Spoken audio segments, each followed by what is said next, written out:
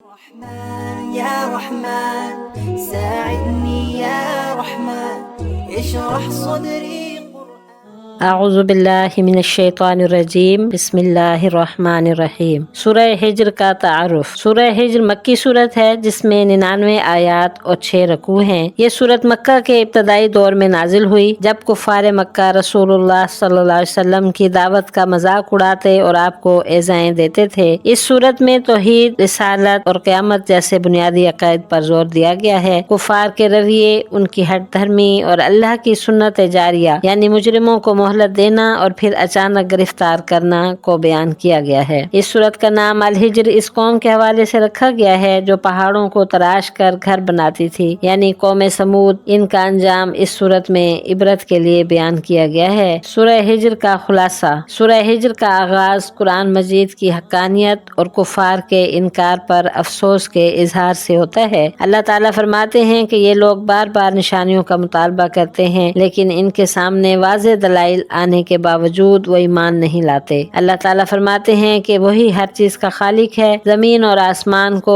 اس نے حکمت سے پیدا کیا ہے اور وہی رزق دینے والا ہے۔ اس کے بعد شیطان کے انکار سجدہ اور حضرت آدم علیہ السلام کا واقعہ بیان کیا گیا ہے جس سے یہ سبق ملتا ہے کہ تکبر انسان کو کس طرح گمراہی کی طرف لے جاتا ہے۔ قوم لوط، قوم سمود اور دیگر نافرمان قوموں کا انجام سنایا گیا ہے تاکہ لوگ عبرت حاصل کریں۔ اللہ تعالیٰ نے قرآن کو ذکر کہا ہے اور فرمایا ہے کہ ہم نے ہی اس قرآن کو نازل کیا ہے اور ہم ہی اس کی حفاظت کرنے والے ہیں، جو اس سورت کا ایک اہم اور مرکزی پیغام ہے۔ آخر میں رسول اللہ صلی اللہ علیہ وسلم کو تسلی دی گئی ہے کہ کفار کے طعنوں پر صبر کریں اور اللہ پر بھروسہ رکھیں کیونکہ وہ سب کچھ دیکھ رہا ہے۔ ایمان والوں کو خوشخبری دی گئی ہے کہ اللہ کی رحمت ان کے قریب ہے۔